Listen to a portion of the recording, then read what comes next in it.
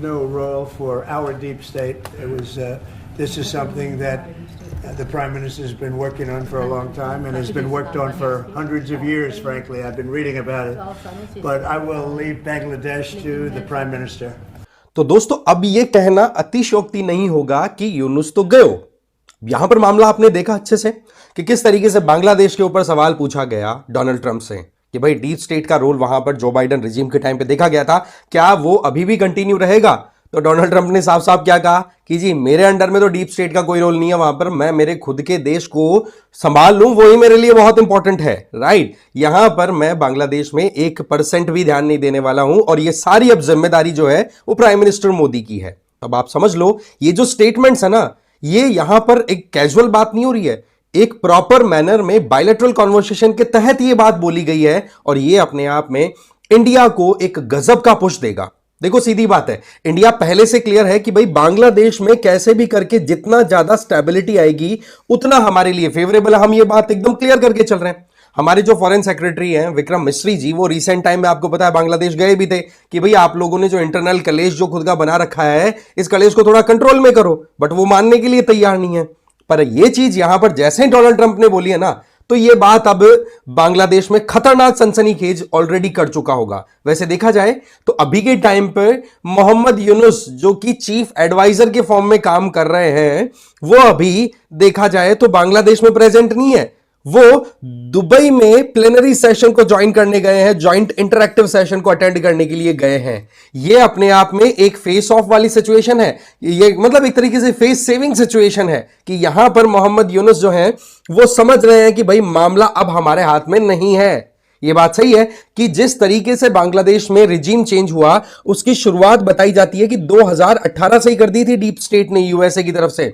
But यहां पर मोटी बात करें तो अभी के टाइम पे ट्रंप ने जो कह दिया ना, ये एक इंडिया को अपर हैंड देता है, पहली चीज। दूसरी चीज, इंडिया हमेशा से बांग्लादेश में स्थिरता बनाए रखने की कोशिश करता रहा है।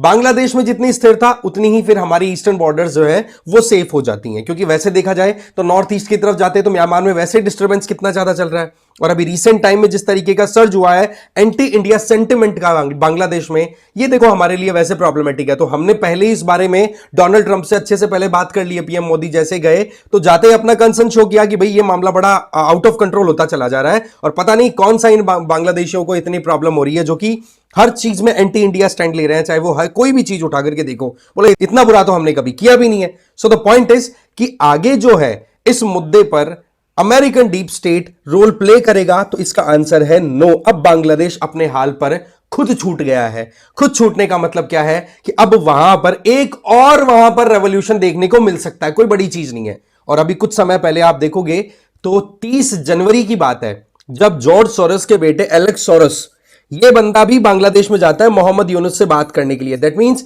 जो बाइडेन के अंडर में जॉर्ज सोरोस का पूरा या डीप स्टेट का पूरा नेटवर्क काम कर रहा था, जो कि साउथ एशिया में, साउथ एशिया इसलिए बोल रहा हूं क्योंकि इंडिया में भी उन लोगों ने पूरी कोशिश की थी कि कैसे भी करके रिजीम चेंज हो जाए, है ना, क्योंकि पिछले 2 टर्म से लगातार प्राइम मिनिस्टर मोदी का टेन्योर चल ही रहा है और तीसरा टर्म अब आ ही गया। तो पूरी कोशिश ये थी कि कैसे भी, और इसको लेकर के जो कांग्रेस पार्टी है उसके ऊपर बहुत सारे सवाल भी उठे थे।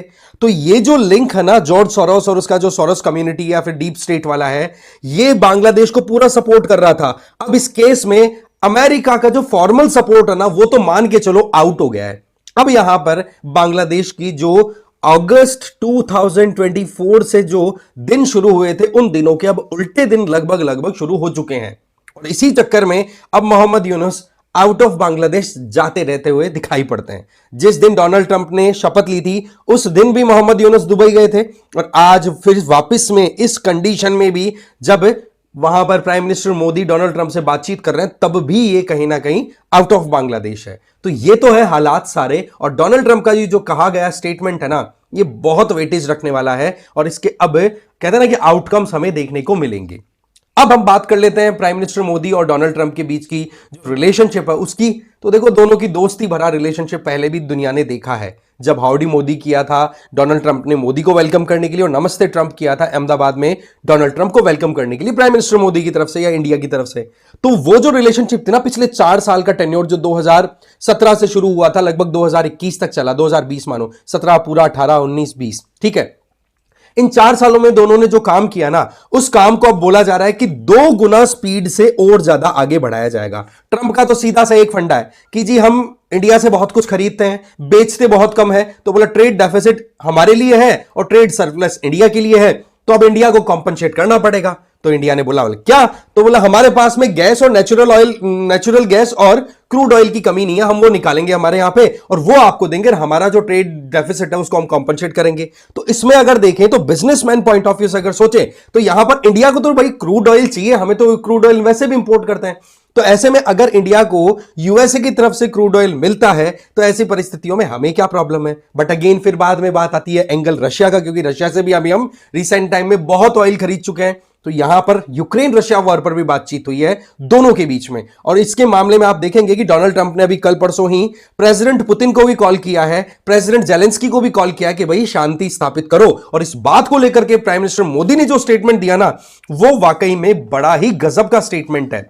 क्या स्टेटमेंट था, ध्यान से सुनिए आप, कि ट्रंप साहब ने अगर पीस के लिए अप्रोच की है तो हम बरसक सपोर्ट करते हैं, हमें तो शांति ही स्थापित करनी है पूरी दुनिया के अंदर, लड़ाइयों से कभी कोई सोल्यूशन नहीं निकलते, टेबल पे आके बात करो तब निकलते हैं। और भारत के लिए एक चीज कही जाती है, प्राइम मिनिस्टर मोदी की स्टेटमेंट है ये इसी प्रेस कॉन्फ्रेंस के ड्यूरिंग, कि भारत के लिए यह कहा जाता है कि जी भारत एक न्यूट्रल कंट्री है। दैट मींस 2 कंट्रीज के बीच में या 2 पार्टीज के बीच में कॉन्फ्लिक्ट चल रहा है तो India will be neutral. No, India का एक पक्ष है और वह पक्ष है शांति का। एग्जैक्टली ये शब्द प्राइम मिनिस्टर मोदी ने वहां पर कहे हैं।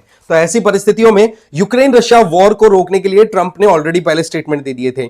इधर वेस्ट एशिया में जिस तरीके की मारामारी चल रही थी उसको लेकर के हमास को अब बिल्कुल टाइट करने की परिस्थितियां तैयार कर दिया डोनाल्ड ट्रंप ने, और इस बात को लेकर के कहीं ना कहीं वहां पर सीज फायर वाला जो माहौल है ना, वो थोड़ा सेटल्ड भी दिखाई पड़ रहा है। क्योंकि अब क्लियर है कि डोनाल्ड ट्रंप ने जो बोल दिया, क्योंकि अभी जिस तरीके से आप खुद देखो 20 जनवरी को तो शपथ लिया भाई साहब ने, और शपथ लेकर के अभी आप पहुंचे कहां पर हो, आप मैक्सिमम कितने तक पहुंचे हो? अभी तो पूरा 1 महीना भी नहीं हुआ और आपने जो भी बोली थी वो चीजें करना स्टार्ट कर दी। जैसे हमने कल एक आर्टिकल डिस्कस किया था कि भाई गल्फ ऑफ अमेरिका हो गई है गल्फ ऑफ मैक्सिको से। तो ये चीजें ट्रंप का रेजोल्यूशन एकदम क्लियर साफ साफ दिखाती हैं कि ट्रंप जो है वो हल्के में नहीं लेने वाला, अपनी बातें जो कही है वो इंप्लीमेंट करेगा।